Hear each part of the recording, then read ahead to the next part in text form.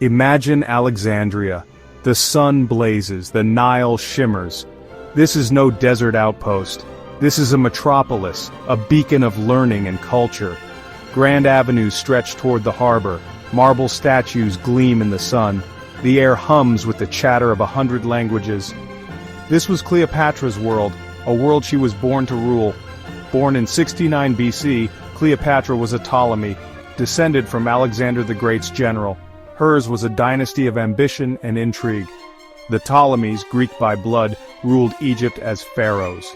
They embraced Egyptian customs, performing rituals and building temples.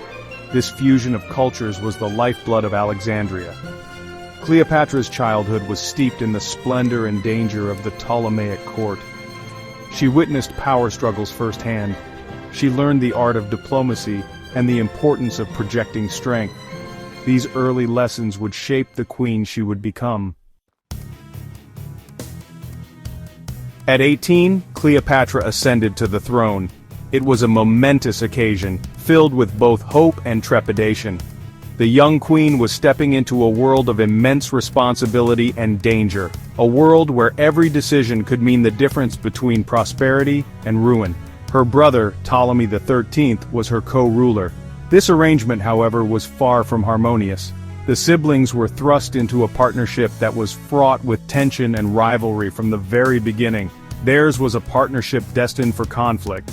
Ptolemy, influenced by his advisors, sought to undermine Cleopatra's authority at every turn. The palace became a battleground of wits and wills, with each sibling vying for dominance. Power was a game, and Cleopatra was a shrewd player. She understood that to survive she needed to be more than just a figurehead. She needed to be a strategist, a diplomat, and a leader who could inspire loyalty and fear in equal measure. She quickly grasped the complexities of court politics. Cleopatra immersed herself in the intricacies of governance, learning from the successes and failures of those who came before her. She knew that knowledge was power, and she sought to arm herself with as much of it as possible.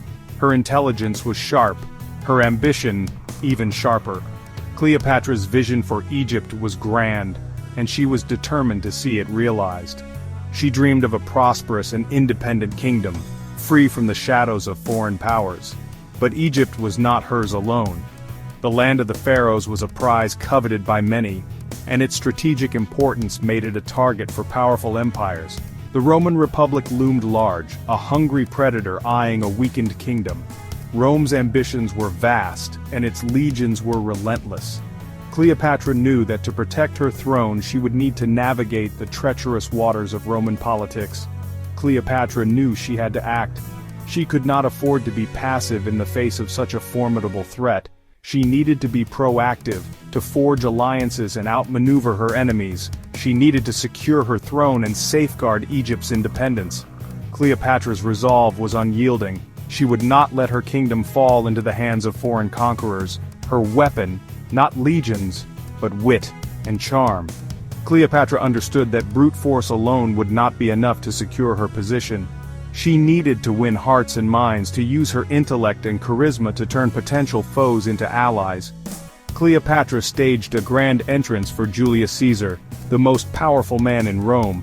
She knew that first impressions were crucial, and she spared no effort in making hers unforgettable.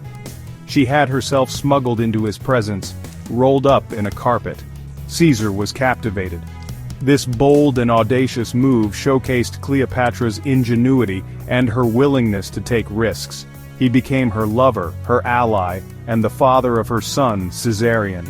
Their relationship was more than just a romantic entanglement. It was a strategic alliance that would shape the future of Egypt. This alliance was a turning point.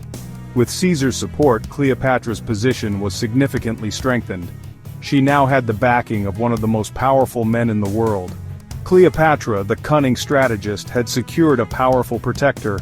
Her throne was no longer just a seat of power, it was a symbol of her resilience, intelligence, and unyielding determination to see her vision for Egypt come to fruition.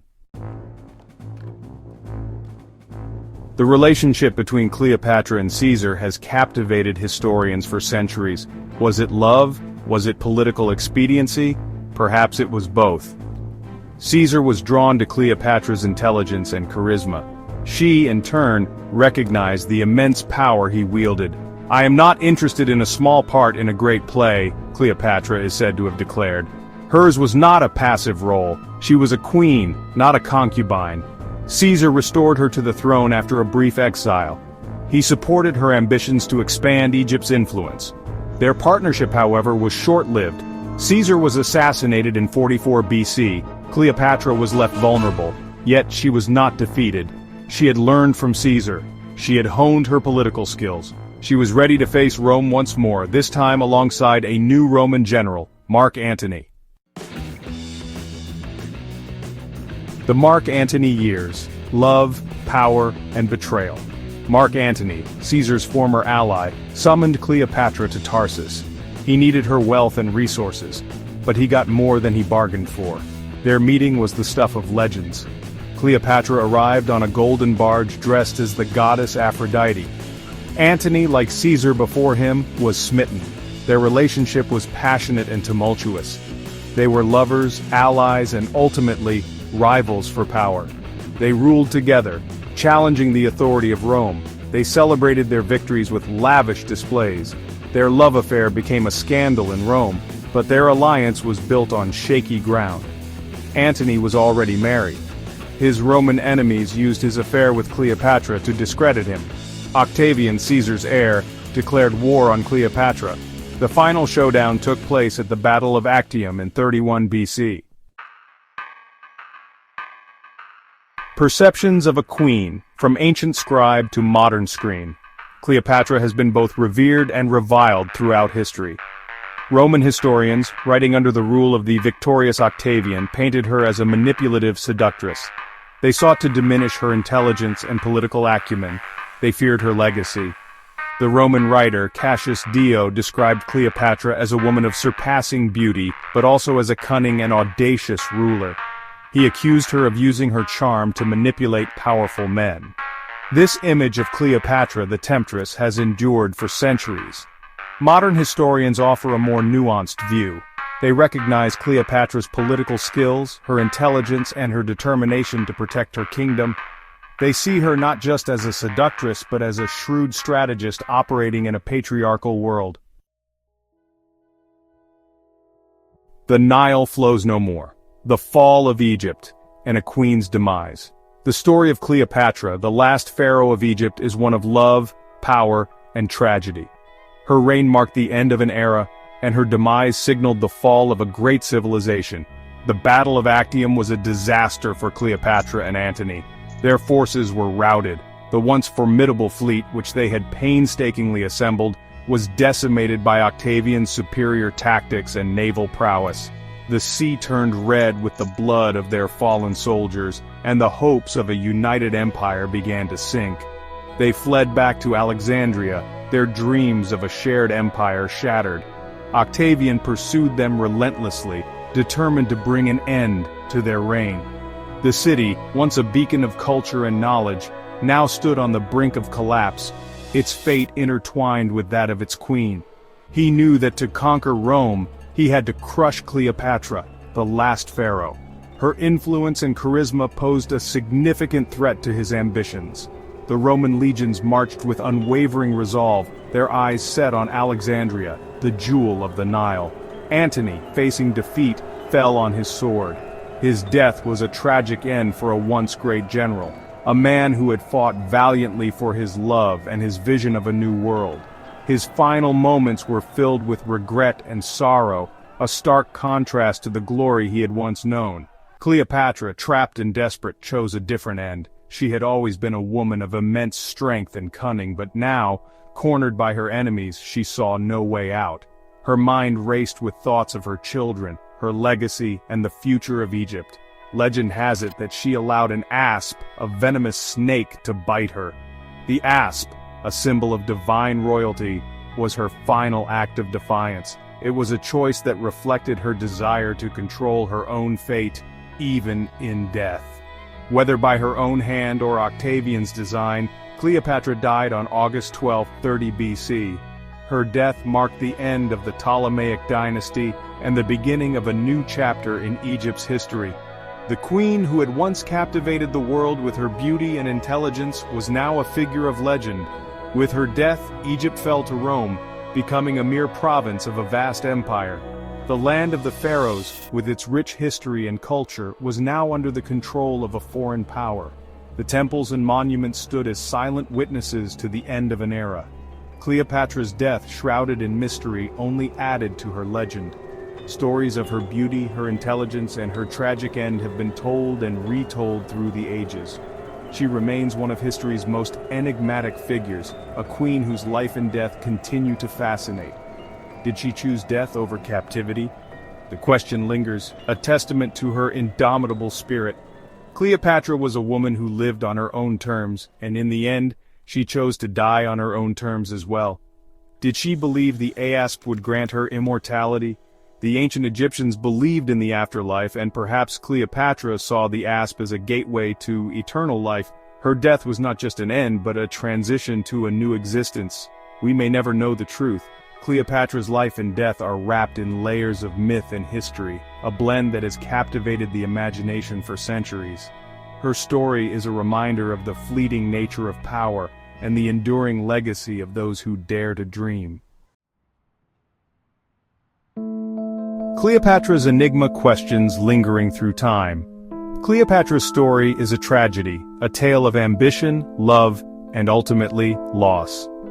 Born in 69 BC, Cleopatra VII ascended to the throne of Egypt at the tender age of 18, a young queen in a land of ancient traditions and political turmoil. Her reign was marked by a series of dramatic events that would forever etch her name into the annals of history. She was a woman of extraordinary intelligence and ambition, born into a tumultuous era. Her lineage, the Ptolemaic dynasty, was of Macedonian Greek origin, and Cleopatra was the first of her line to learn the Egyptian language, a testament to her dedication to her people and her kingdom. She ruled Egypt for 22 years, defying Rome and forging her own destiny. Was she a seductress, a strategist? Cleopatra's relationships with powerful Roman figures like Julius Caesar and Mark Antony have been the subject of much speculation and intrigue. These alliances were not merely romantic, they were calculated moves in a high-stakes game of power and survival. The answer is likely both. Cleopatra was a master of political theater, using her charm and intellect to navigate the treacherous waters of Roman politics. Her ability to captivate and influence some of the most powerful men of her time speaks volumes about her strategic acumen and her understanding of the complex dynamics of power. She used her charm and intellect to navigate the treacherous waters of Roman politics. Her affair with Julius Caesar solidified her grip on the throne, and her subsequent relationship with Mark Antony was a bold attempt to create a powerful Eastern alliance against Rome. These relationships were as much about love as they were about survival and ambition. She fought to preserve her kingdom, her legacy, and her place in history. Cleopatra's reign was a constant struggle against external threats and internal dissent. Her efforts to maintain Egypt's independence in the face of Roman expansion were nothing short of heroic, and her ultimate defeat was a tragic end to a remarkable life. But how much of what we know is true? The historical accounts of Cleopatra's life were written by her enemies, the Romans, who had every reason to portray her in a negative light. The image of Cleopatra as a manipulative seductress has persisted for centuries, but recent scholarship suggests a more nuanced and complex figure. How much has been distorted by time, by Roman propaganda, by our own fascination with this iconic queen? The true Cleopatra was likely a shrewd and capable ruler, a woman who used every tool at her disposal to protect her people and her kingdom. Her story is a reminder of the power of narrative and the ways in which history can be shaped by those who write it. Cleopatra's story, like the ancient city she ruled, remains a captivating puzzle. The ruins of Alexandria, once a center of learning and culture, now stand as a testament to a bygone era. Just as the city holds its secrets, so too does the life of Cleopatra, a queen whose legacy continues to inspire and mystify. Her legacy continues to fascinate and inspire, reminding us that history is often written by the victors, but it is the stories of those who dared to defy them that resonate most powerfully across the ages. Cleopatra's life and reign are a testament to the enduring power of resilience, intelligence, and ambition. But it is the stories of those who dared to defy them that resonate most powerfully across the ages. Cleopatra's legacy is a reminder that even in the face of overwhelming odds, the human spirit can shine brightly, leaving an indelible mark on history.